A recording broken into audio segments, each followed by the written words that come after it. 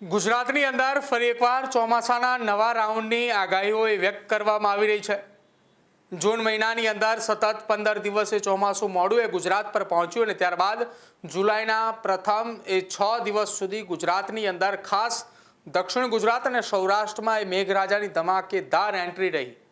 જો કે ત્યારબાદથી સતત 10 દિવસ કરતાં પણ વધારે સમય થયો ગુજરાતની અંદર ક્યાંય એવો વરસાદ નથી જોવા મળ્યો કે જ્યાં એ કહી શકાય કે આ વિસ્તારની અંદર વરસાદ પડ્યો।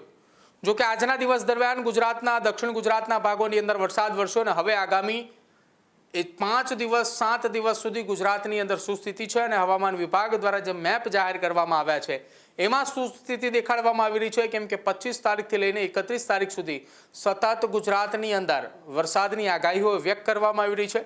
તેની પહેલા આજના દિવસ દરમિયાનથી શરૂઆત કરીએ। આ વરસાદની સ્થિતિ દેખાડવામાં આવી રહી છે અને હવામાન વિભાગ દ્વારા 19 અને 20 તારીખનું એ બે અનુમાન બંને એક સાથે આપવામાં આવ્યા છે। બંને અનુમાનો ઉપર નજર કરીએ તો આજના દિવસ દરમિયાન દક્ષિણ ગુજરાત અને મધ્ય ગુજરાતના કેટલાક જિલ્લાઓની અંદર વરસાદની સ્થિતિ દેખાઈ રહી છે। આપ જુઓ, આ એ વરસાદની સ્થિતિ દક્ષિણ ગુજરાતની અંદર દેખાઈ રહી છે કે જ્યાં સુરત હોય, ભરૂચ હોય, સાથે જ એ નર્મદાની વાત કરવામાં આવી રહી છે, વડોદરાની વાત કરવામાં આવી રહી છે, છોટાઉદેપુર છે, સાથે જ તાપી, વાપી, વલસાડ અને દાદરાનગર હવેલી અને દમણની વાત કરવામાં આવી રહી છે, જ્યાં છૂટાછવાયા સ્થળો પર વરસાદની સ્થિતિ છે। તેની સિવાયના જો વાત કરવામાં આવે તો કચ્છ સિવાય બાકી ગુજરાતના ઉત્તર ગુજરાત, મધ્ય ગુજરાત અને સૌરાષ્ટ્ર પંથકની અંદર પણ છૂટાછવાયા સ્થળો પર ક્યાંક વરસાદની આગાહી વ્યક્ત કરવામાં આવી છે કે જેના કારણે સૌરાષ્ટ્રના અમરેલી પંથકની અંદર આજે વરસાદની સ્થિતિ ક્યાંક જોવા મળી હતી। આવતીકાલની પરિસ્થિતિ એટલે કે 20 તારીખના રોજ ગુજરાતના જિલ્લાઓની જો વાત કરવામાં આવે તો મધ્ય ગુજરાત અને ઉત્તર ગુજરાત, કચ્છ એ ભાગની અંદર વરસાદની નહિવત શક્યતાઓ છે। બાકી સૌરાષ્ટ્ર પંથક છે અને દક્ષિણ ગુજરાતના એ ભાગોની અંદર વરસાદની શક્યતાઓ વ્યક્ત કરવામાં આવી રહી છે। છૂટાછવાયા સ્થળો પર વરસાદ પડે તેવી સ્થિતિ છે। આ બંને વાત કરીએ આપણે 19 અને 20 તારીખની। હવે વાત કરીએ આપણે 21 અને 22 તારીખ। 21 અને 22 તારીખ દરમિયાન હવામાન વિભાગનું શું અનુમાન, તો બંને દિવસની અંદર જો વાત કરવામાં આવે તો સૌથી પહેલા 21 તારીખના રોજ નહિવત શક્યતાઓની જો વાત કરવામાં આવે ક્યાં છૂટાછવાયા સ્થળો પર હળવું એ ઝાપટું પડે તેવી આગાહી, તો જેમાં સૌરાષ્ટ્રમાં કોઈ જિલ્લા નથી, બાકી એ કચ્છની અંદર ઉત્તર ગુજરાત, મધ્ય ગુજરાતનો ભાગ કે જ્યાં ઝાપટા પડે તેવી શક્યતા વ્યક્ત કરવામાં આવી રહી છે।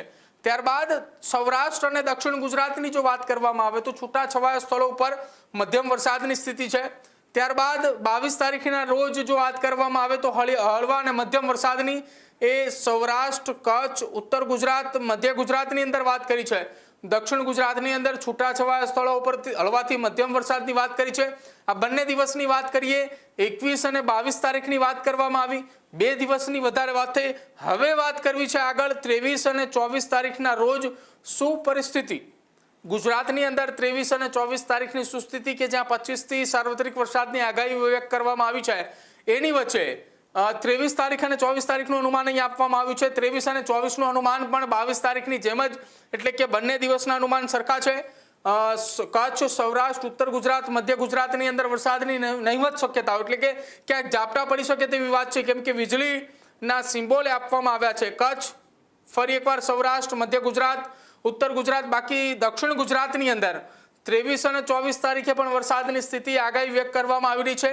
આ અનુમાન એ હવામાન વિભાગ દ્વારા આપવામાં આવ્યું છે। 25 તારીખની હવે વાત કરીએ, જે છેલ્લા એ આગામી 7 દિવસની જે વાત કરી છે, પરંતુ હવામાનની આગાહી જે છે તે દર 24 કલાકે પવનની ગતિ, દિશા અને વાતાવરણના હિસાબે બદલાતી જોવા મળે છે। પરંતુ આ જે ફોરકાસ્ટ આપવામાં આવ્યો છે એ 7 દિવસના ફોરકાસ્ટ બાદ હવે આ વાત કર્યું છે હેવી રેનફોલ વોર્નિંગ, ગાજવીજ સાથે વરસાદ પડવાની આગાહી કેટલા જિલ્લાઓની અંદર કઈ તારીખે અને ક્યારે છે, જેમાં સૌથી પહેલા વાત કરવામાં આવે તો આ દિવસ 1 એટલે કે આજની વાત કરવામાં આવી રહી છે।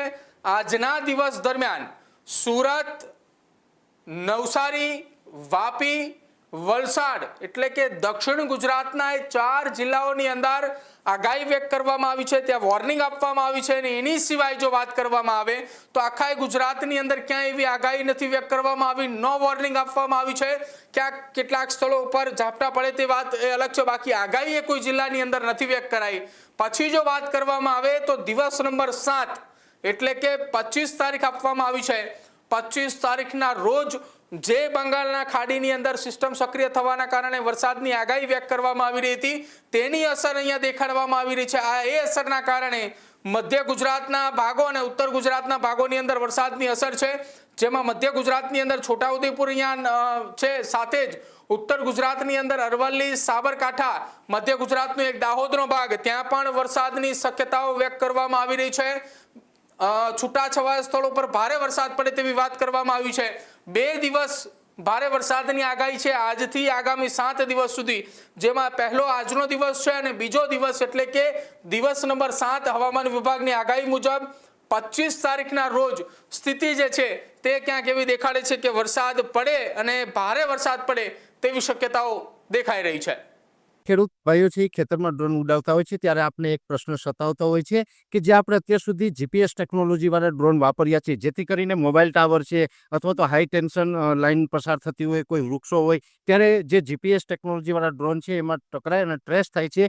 પણ એગ્રીવન લાવ્યું છે જીએનએસએસ ટેકનોલોજી ડ્રોન, જેથી કરીને એ ડ્રોન છે એ કોઈ જગ્યાએ ટકરાય નહીં, પોતાની રીતે જ ડિસિઝન લે છે ને મૂવ થઈ જાય છે, જેથી કરીને જીએનએસએસ ટેકનોલોજી ડ્રોન છે એ વાપરવાનો આગ્રહ રાખો. ત્યારે જ ન્યૂઝરૂમ ગુજરાતની યુટ્યુબ ચેનલને સબસ્ક્રાઇબ કરો અને ઇન્સ્ટાગ્રામ અને ફેસબુક પર ફોલો કરો. અપડેટ રહો, સત્યની સાથે રહો.